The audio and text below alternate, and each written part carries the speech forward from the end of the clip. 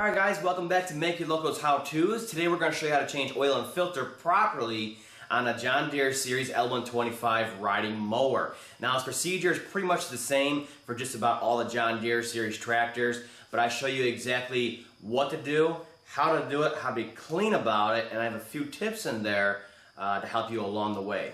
Okay, and these are the items you're going to need. You're going to need pliers to open the drain in the bottom if you can't do it by hand. You're going to need an oil filter wrench, a basic one.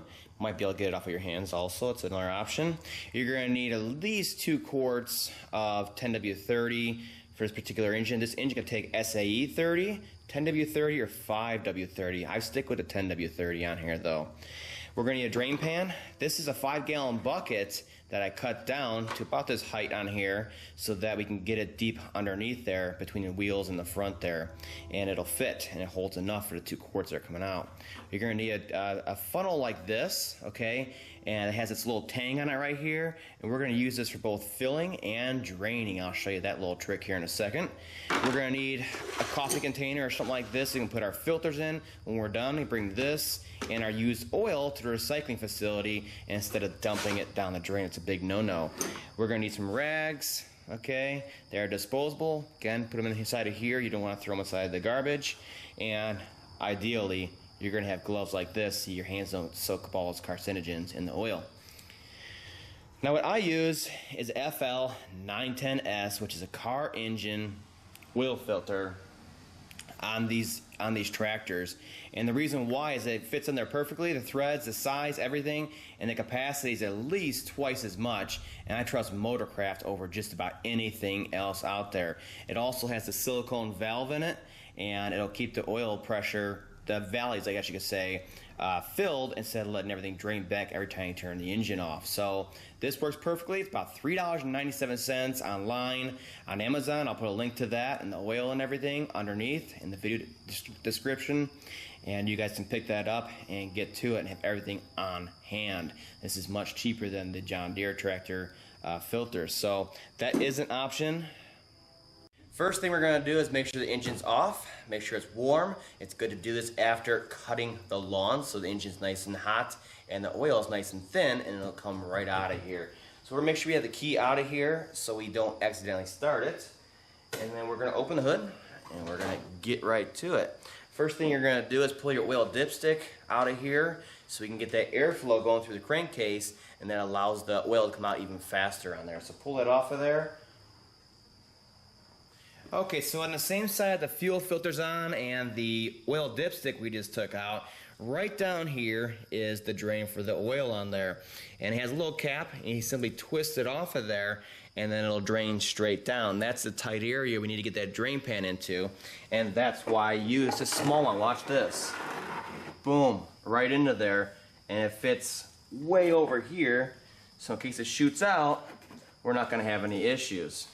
Okay, here comes the filter trick. You can see it has a little ear on it right here, and a rib right here, and a rib right here. Well, there's a hex, and this hex is really close to the frame on here. So all I have to do is slide it in between the two of them. It'll wedge into there, and it'll hold the funnel for us, and it'll direct all the oil away from the frame and the wiring on here. So check it out. Kind of wedge it in there. Pops right into there, see? Can't even get it off of there. See that? Perfect. Now, all I have to do at this point is take off this cap, and the oil is going to start flowing out here. If it's hot, it's going to come out further than the funnel. So what we're going to do is we're going to pick it up a little bit until it slows down, and we can walk away and let it do a full drain out of here while we're doing other things. Okay, so I'll try to do this on camera. What you got to do is turn to the right, this on here. Okay, until it stops. There's a little notch in there, and then you can simply start pulling it off of there. It has 2 O-rings holding it on at this point, and like I said, just be careful. It's gonna be hot and all that stuff, but you can basically get it off of there. You can feel it. Okay,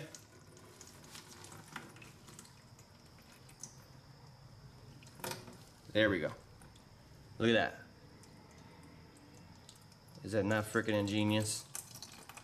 Now I might want to pick this up a little bit, but you really shouldn't have to.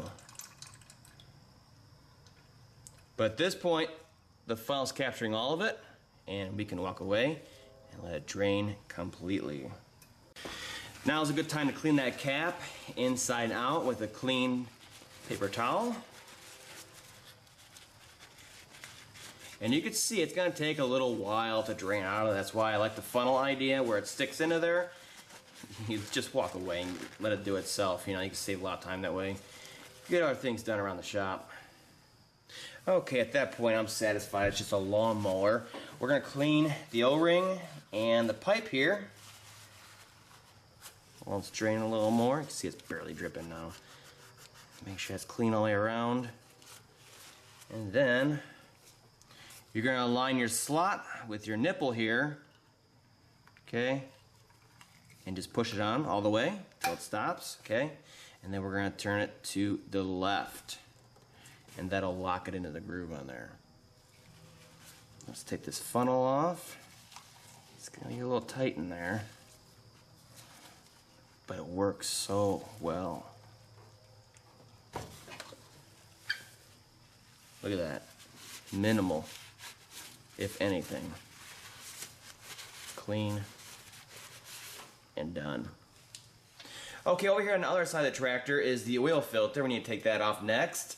And you're probably going to need a filter wrench because especially with the shorter ones from John Deere, it's really hard to get in there. The frame's right here and everything else. So just take it, grab the outside where the flutes are like that, and that's where it's strongest. We can get it loosened. After that, you can do it by hand. Now, everything over here pretty much can get wet, but there's no electrical underneath here to get soaked in oil. So what I do is drain the oil out from the other side first, and then do this. And that's not so bad. Make sure your drain pan's underneath. You can kind of adjust it. You can finish taking it off of there. And this filter, I mean, it's like twice as big as the other one, so you get a lot more filtering capability on here. I had this thing on here for a couple of years now. Well, I've used this style filter for a couple of years now, and it works perfectly. No problems at all. So this point pretty much done leaking all over the place. So we're gonna get in here and we're gonna clean it real quick. Now I guess you could have put rags down before, you know, pulling the filter off, but I tell you, they're gonna get soaked. So you're back at this point where you started anyways. Take all that off of there.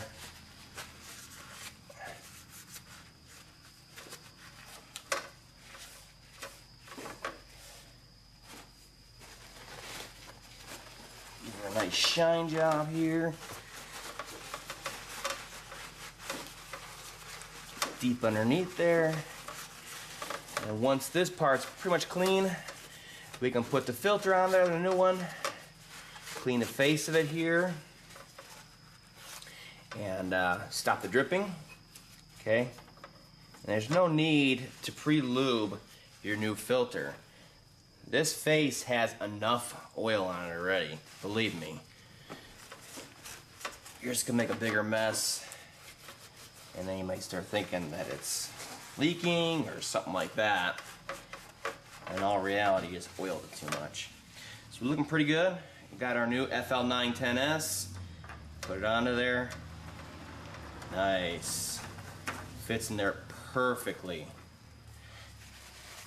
The correct threads. And what's better, look at this. I can reach it to tighten it. And you're gonna want to tighten by hand. Right about there. I mean, you'll feel it when it's done turning. At that point, you don't need to go any further. We're sealed. Now let's finish cleaning and wiping down on here. Okay. Frame, underneath here, all that stuff. Okay, now the best oil to use, I think, is a multi-weight oil like this, 5W30, 10W30, instead of an SAE30 that stays the same all the time. Now, if you're going to go synthetic blend or synthetic, wait till at least 50 engine hours before doing so. What I found is that these take 2 quarts or just a little over 2 quarts every time I drain them. So just have, 2-3 quarts on hand and you can recheck the level from there. Now what I didn't mention is that if you're reusing the same funnel here, to make sure you clean it before you put your new oil in there. That's a given, but I just got to mention it.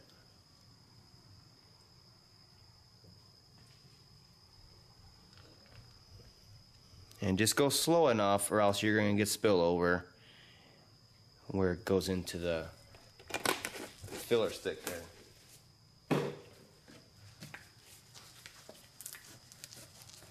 Okay, so we're going to put a full 2 quarts in here.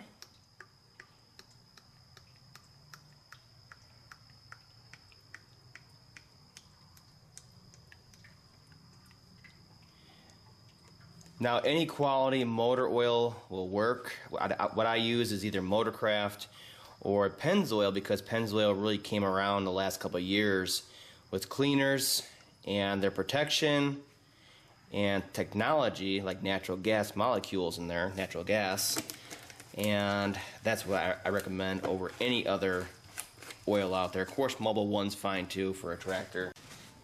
Alright, let's pull it out of there. It's done draining. Don't want no spillage. Let's make sure we clean our dipstick just in case it got dirty or whatever. We'll put that into there. We'll lock it down. We'll start it, turn it off after the filter's been pressurized and filled, and then we can get an accurate reading of what's in the crankcase.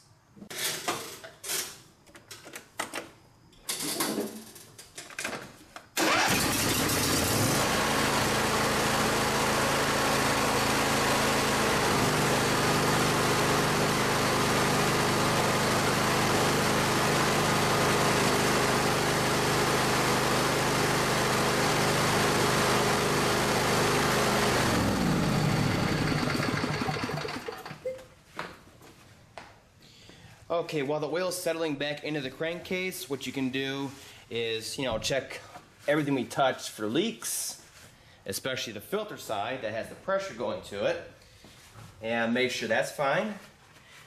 There can be manufacturer defects in the filters, just like any other filter or part. Make sure it's working properly, still tight. Okay, let's go ahead and check it. We're going to pull it out of there with a clean rag. Wipe it off so it's dry. Okay, it's dry. And then we're going to stick it back into there so the oil can faces this way, and that means it's fully inserted in the slots on there. You can pull it out and check it and make sure it's in the hatch marks on there. This one's absolutely perfect. Took just a little over 2 quarts. So make sure you have those 3 quarts on hand so you can put that extra couple ounces of the third quart into there, so you have just a little over 2, and we can make sure it's proper and you don't burn anything up. Okay, so hopefully this helps in case you're a new owner, you're not sure how to do it, or you're a current owner, you want to make sure you're doing it properly. These are my tips and tricks I've learned throughout the years.